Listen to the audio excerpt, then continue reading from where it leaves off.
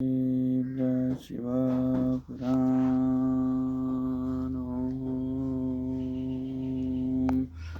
नमः शिवाय।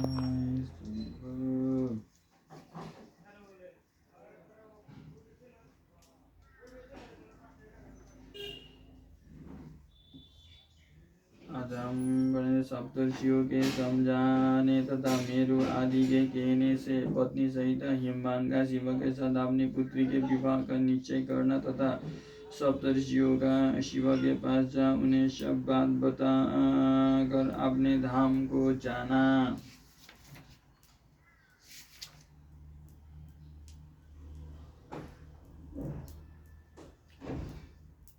ब्रह्मा जी कहते हैं, नारद, तदनंतर वशिष्ठ ने प्राचीन काल में राजा अनरण्य के द्वारा अपनी कन्या पद्मा का पिपला आदि के साथ विवाह करने की तथा धर्म के वरदान से पिपला आदि के तरुण अवस्था रूप गुण सदा स्थिर रहने वाले यौवन कुबेर और इंद्र से भी बढ़कर धन ऐश्वर्य भक्ति सिद्धि एवं समता प्राप्त करने की तथा पद्मा के स्थिर यौवन सौभाग्य संपत्ति एवं भर्ता के द्वारा परम गुणवान 10 पुत्रों के प्राप्त करने की कथा सुनाकर कहा, शैलेंद्र, तुम मेरे कथन के सार तत्व को समझकर अपनी पुत्री पार्वती का हाथ महादेव जी के हाथ में दे दो और मेना सहित तुम्हारे मन में जो कुरोष है उसे त्याग दो। आज से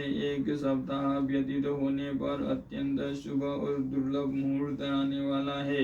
उस समय चंद्रमा लग्न के स्वामी होकर अपने पुत्र वधु के साथ लग्न में ही स्थित होंगे। उनका रोहिणी नक्षत्र के साथ योग होगा। चंद्रमा और तारे शुद्ध होंगे। मार्गशीर्ष मास के अंतर्गत संपूर्ण दोषों से रहित सोमवार को, जबकि लग्न पर संपूर्ण शुभ ग्रहों की दृष्टि होगी, पाप ग्रहों की सृष्टि नहीं होगी तथा बृहस्पति ऐसे स्थान पर स्थित होंगे जहाँ से वे उत्तम संतान और पति का सौभाग्य देने में समर्थ होंगे। ऐसे मुहूर्त में तुम अपनी कन्या मूल प्रकृति ईश्वरी जगदम्बा पार्वती को जगत पिता भगवान शिव के हाथ में देकर कृतार्थ हो जाओ। ऐसा कहकर ज्ञान शिरोमणि मुनिवर वशिष्ठ नाना प्रकार की लीला करने वाले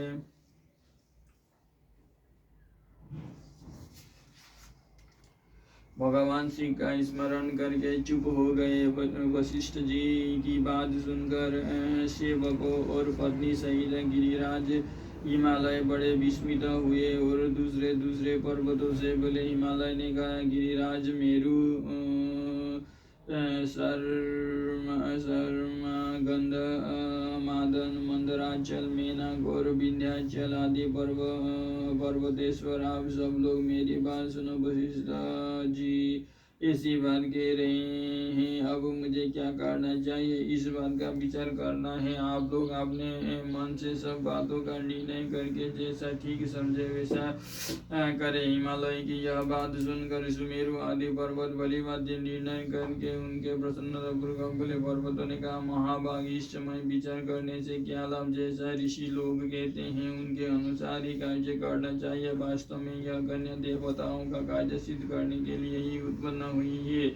इसने शिवा के लिए ही अवतार लिया है, इसलिए यह शिवा को ही दी जानी चाहिए। यदि इसने रुद्रदेव की आराधना की है और रुद्र ने आकर इसके साथ वार्तालाप किया है तो इसका विवाह उन्हीं के साथ होना चाहिए। ब्रह्मा जी कहते, नारद, उन मेरु आदि पर्वतों की यह बात सुनकर हिमाचल बड़े प्रसन्न हुए और गिरिजा भी मन ही मन हंसने लगे। रति ने भी उनके अनेक कारण बताकर नाना प्रकार की बातें सुनाकर और विविध प्रकार के इतिहासों का वर्णन करके मेना देवी को समझाया। तब शैलपत्नी मेना का सब कुछ समझ गई और प्रसन्नचित हो उन्होंने मुनियों को दत्ती जी को और हिमाचल को भी भोजन कराकर स्वयं भोजन किया। तदनंतर ज्ञानी गिरिश्रेष्ठ हिमाचल ने उन मुनियों की भली भांति सेवा की। उनका मन प्रसन्न और सारा भ्रम दूर हो गया। उन्होंने हाथ जोड़कर प्रसन्नता पूर्वक उन्हें महर्षियों से कहा, हिमालय बोले, महाभाग सप्तऋषियों, आप लोग मेरी बात सुने। मेरा सारा संदेह दूर हो गया। मैंने शिव पार्वती के चरित्र सुन लिया। अब मेरा शरीर, मेरी पत्नी मेना, मेरे पुत्र पुत्री, रिद्धि सिद्धि तथा सब अन्य सारी वस्तुएं भगवान शिव की है, दूसरे किसी का नहीं। ब्रह्मा जी कहते, नारद ऐसा कहकर हिमाचल ने अपनी पुत्री की ओर आदर पूर्वक देखा और उसे वस्त्रभूषणों से विभूषित करके ऋषियों की गोद में बिठा दिया। तत्पश्चात वे शैलराज पुनः प्रसन्न हो उन ऋषियों से बोले, यह भगवान रुद्र का भाग है, इसे मैं उन्हीं को दूंगा, ऐसा निश्चय कर दिया है। ऋषि बोले, गिरिराज भगवान शंकर तुम्हारे याचक है, तुम स्वयं उनके दाता हो और पार्वती देवी भिक्षा है, इससे उत्तम और क्या हो सकता है। हिमाचल, तुम समस्त पर्वतों के राजा, सबसे श्रेष्ठ और धन्य हो। अतः तुम्हारे शिखरों की सामान्य गति है, तुम्हारे सभी शिखर सामान्य रूप से पवित्र एवं श्रेष्ठ है।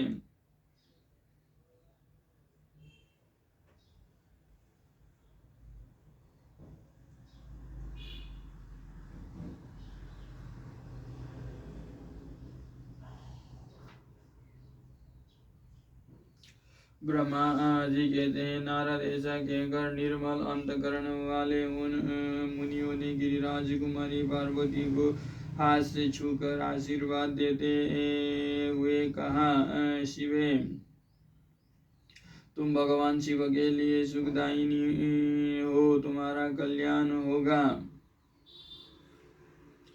जैसे शुक्ल पक्ष में चंद्रमा बढ़ते हैं, इसी प्रकार तुम्हारे गुणों की वृद्धि हो। ऐसा कहकर सब मुनियों ने गिरिराज को प्रसन्नता पूर्वक फल फूल दे विवाह के पक्के होने का दृढ़ विश्वास कर दिया। उस समय परम सती सुमुखी अरुंधति ने प्रसन्नता पूर्वक भगवान शिव के गुणों का बखान करके मेना को लुभा लिया। तदनंतर गिरिराज हिमान ने परम उत्तम मांगलिक लोकाचार का आश्रय ले हल्दी और कुकुम्भ से आपने दाढ़ी मूछ का मार्जन किया। तत्पश्चात चौथे दिन उत्तम लग्न का निश्चय करके परस्पर संतोष दे वे सप्तर्षि भगवान शिव के पास चले गए। वहां जाकर शिव को नमस्कार और विविध शुक्तियों से उनका स्तवन करके वे वशिष्ठ आदि सब मुनि परमेश्वर शिव से बोले, ऋषियों ने कहा, देवदेव महादेव परमेश्वर महाप्रभु, आप प्रेम पूर्वक हमारी बात सुने। आपके इन सेवकों ने जो कार्य किया है उसे जान ले। महेश्वरी, हमने नाना प्रकार के सुंदर वचन और इतिहास सुनाकर गिरिराज और मेना को समझा दिया है। गिरिराज को आपके लिए पार्वती का वाग्दान कर दिया है। अब इसमें कोई ननुनच नहीं है। अब आप अपने पार्षदों तथा देवताओं के साथ उनके यहाँ बिहार के लिए जाइए। महादेव प्रभु अब शीघ्र हिमाचल के घर पधारिए और वेदोक्त रीति के अनुसार पार्वती का अपने लिए पानी ग्रहण कीजिए। सब ऋषियों का यह वचन सुनकर लोकाचार परायण महेश्वर प्रसन्नचित्त हंसते हुए इस प्रकार बोले। महेश्वर ने कहा, महाभाग सप्तऋषियों, विवाह को तो मैंने ना कभी देखा है और ना सुना ही है। तुम लोगों ने पहले जैसे देखा हो उसके अनुसार विवाह की विशेष विधि का वर्णन करो। महेश्वर के उस लोग शुभ वचनों को सुनकर वे ऋषि हंसते हुए देवादिदेव भगवान सदाशिव से बोले। ऋषियों ने कहा, प्रभु आप पहले तो भगवान विष्णु को विशेषतः उनके पार्षदों सहित शीघ्र बुला लें, फिर पुत्रों सहित ब्रह्मा जी को, देवराज इंद्र को, समस्त ऋषियों को यक्ष गंधर्व किन्नर सिद्ध विद्याधर और अप्सराओं को प्रसन्नता पूर्वक आमंत्रित करें। इनको तथा अन्य सब लोगों को यहाँ सादर बुलवा ले। वे सब मिलकर आपके कार्य का साधन कर लेंगे, इसमें संशय नहीं है। ब्रह्मा जी कहते हैं, नारद ऐसा कहकर वे साधु ऋषि अपनी उनकी आज्ञा ले भगवान शंकर की स्थिति का वर्णन करते हुए वहां से प्रसन्नता पूर्वक अपने धाम को चले गए।